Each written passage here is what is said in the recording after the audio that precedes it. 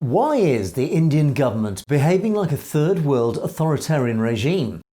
The last weeks of the farmers' protests have seen the country's government mobilising its tools of state in ways that would be more familiar in China or North Korea.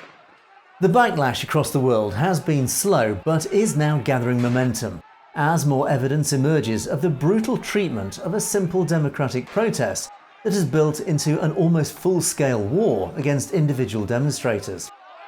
Yesterday, the US Department of Justice, the US Commission on International Religious Freedom, and various international human rights organisations received a letter from the Sikh Coalition and the North American Sikh Medical and Dental Association detailing how a humanitarian organisation had been attacked and their equipment destroyed by Indian police during the protests.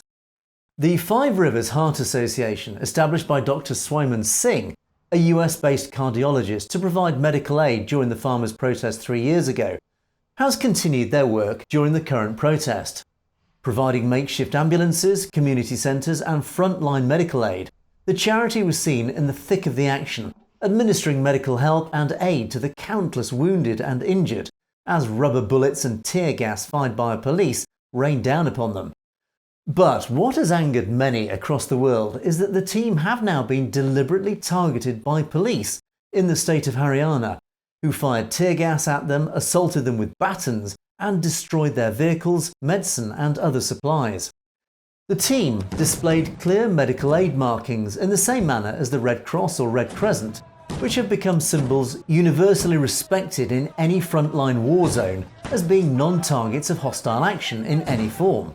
Yet, despite this, in direct contradiction of any international, moral or ethical protocol, Dr. Singh's team were deliberately physically targeted and attacked.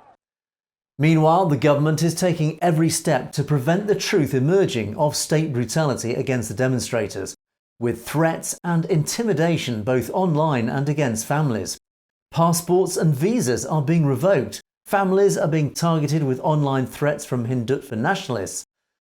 The Indian government are serving a slew of notices against social media platforms to take down any posts highlighting their brutality.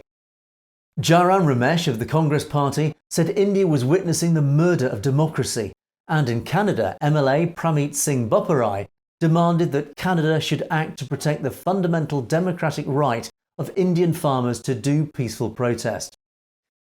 As the Indian government tightens its grip ever further, the world now watches aghast as India sinks further and further away from any claim to democracy.